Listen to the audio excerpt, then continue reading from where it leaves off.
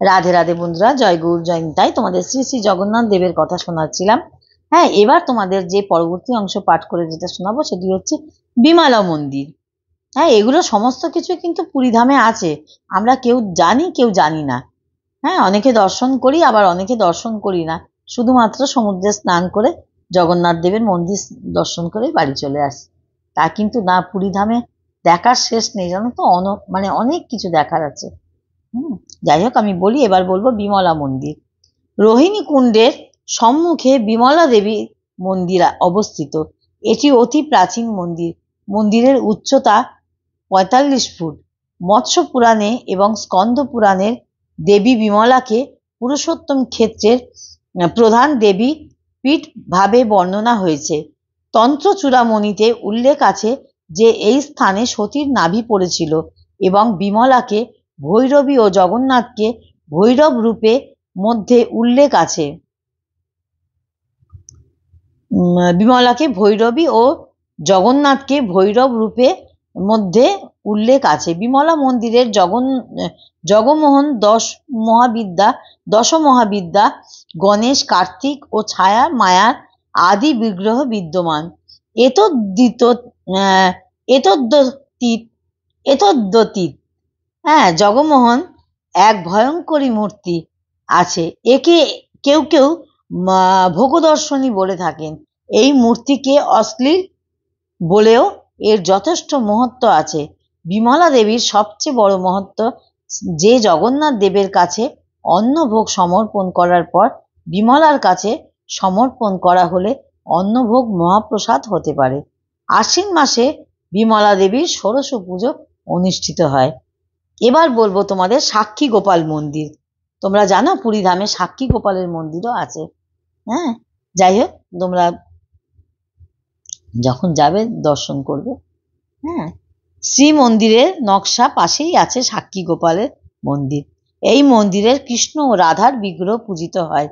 কথিত আছে যে পুরুষোত্তম দেব শ্রী জগন্নাথ বলভদ্র দেবের সহায়তায় কাঞ্চি রাজাকে পরাজিত করে ফেলার সময় সাক্ষী গোপালকে সঙ্গে নিয়ে এসে এই মন্দিরের প্রথম স্থাপন করেছিলেন।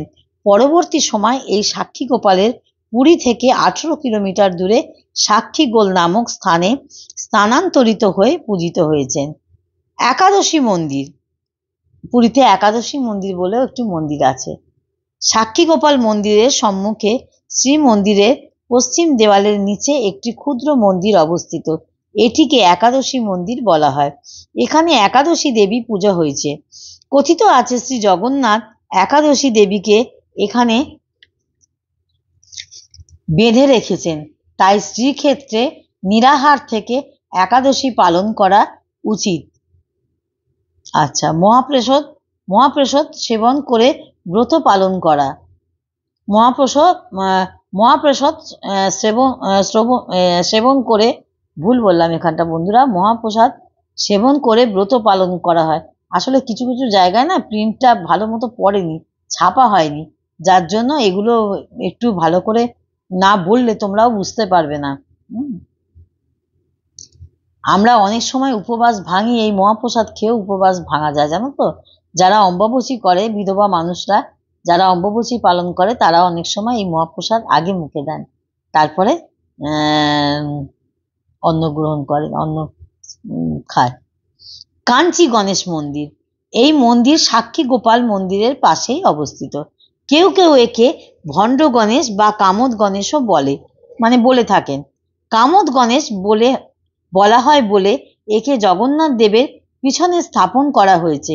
এই মূর্তির নির্মাণ শৈল কর্ণাটক নির্মাণ শৈলীর কাছে যথেষ্ট সামঞ্জস্যপূর্ণ। কথিত আছে যে ইনি গণেশকে কাঞ্চি রাজা তান্ত্রিক পদ্ধতি রূপে পুজো করা হয়েছিল। কাঞ্চি যুদ্ধের সময় ইনি গণেশ নিজের শক্তিকে কোলে বসে নিজের যোনি থেকে অসংখ্য গণেশ সৃষ্টি করেছিলেন। কাঞ্চি বিজয়ের পর রাজা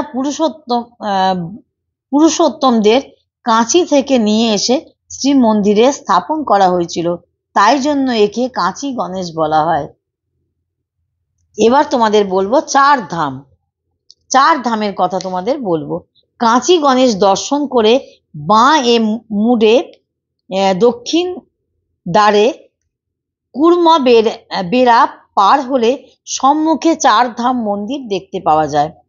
ভারতের প্রসিদ্ধ 4টি পবিত্র ধামের দেবতার এই মন্দিরে স্থাপিত হয়েছেন।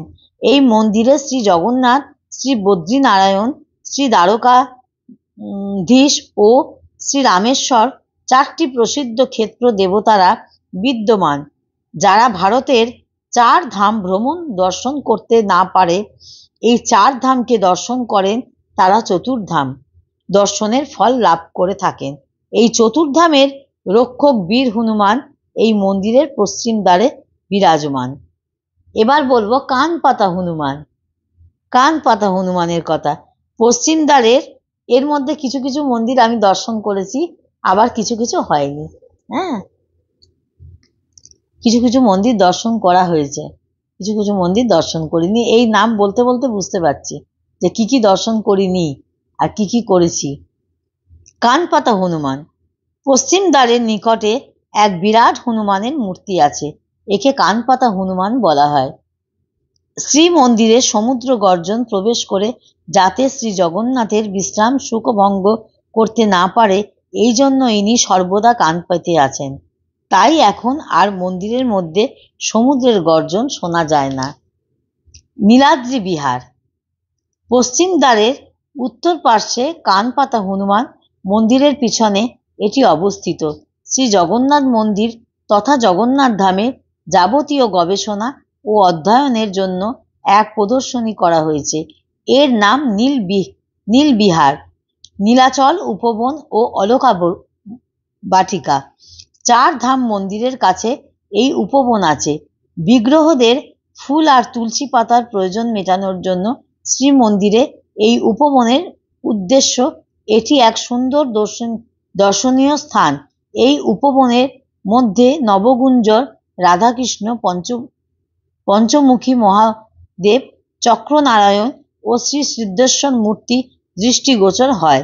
এই অলকা বাটিকা দিয়ে এগিয়ে গেলে মেঘনাদ প্রাচীরের উপর দক্ষিণ পশ্চিমে কোণে দুর্গা মাধবেরও মন্দির দেখা যায়। এবার বলবো খোড়াচোরা গোপীনাথ মন্দির। হ্যাঁ, নীলাদ্রি বিহার দেখে আবার ভেতরের বেড়া প্রবেশ করলে কাঁচি গণেশের অপর পাশে ক্ষীরচোরা গোপীনাথের মন্দির বিদ্যমান। মন্দিরের রাধাকৃষ্ণের যুগল মূর্তি পূজ্য পাছে। এই ক্ষীরচোরার মন্দির বালেশ্বর শহরের রেমুনা নামক স্থানে অবস্থিত। এই স্থান কলকাতা থেকে 250 কিলোমিটার। রেমুনাতে ক্ষীরচোরার মূর্তি এবং পুরীতে ক্ষীরচোরার মূর্তি প্রায় একই রকম। মাধবানন্দ নামে এক পরম ভক্তের জন্য উনি ক্ষীর চুরি করেছিলেন বলে ওয়ার নামে ক্ষীরচোরা গোপীনাথ। এবার বলবো ভুবনেশ্বরী মন্দির। হ্যাঁ, ক্ষীরচোরা গোপীনাথ মন্দিরের কাছে ভুবনেশ্বরী বা পঞ্চশক্তির মন্দির। শক্তি পূজায় কমনময় 5টি আদি মাতৃকাকে এখানে উপাসনা করা হয়। এরা হলেন সরস্বতী, গায়ত্রী, ষষ্ঠী ও ভুবনেশ্বরী। এদের পঞ্চলোক মাতৃকাও বলা হয়। এখানে নৃসিংহ পূজিত হন।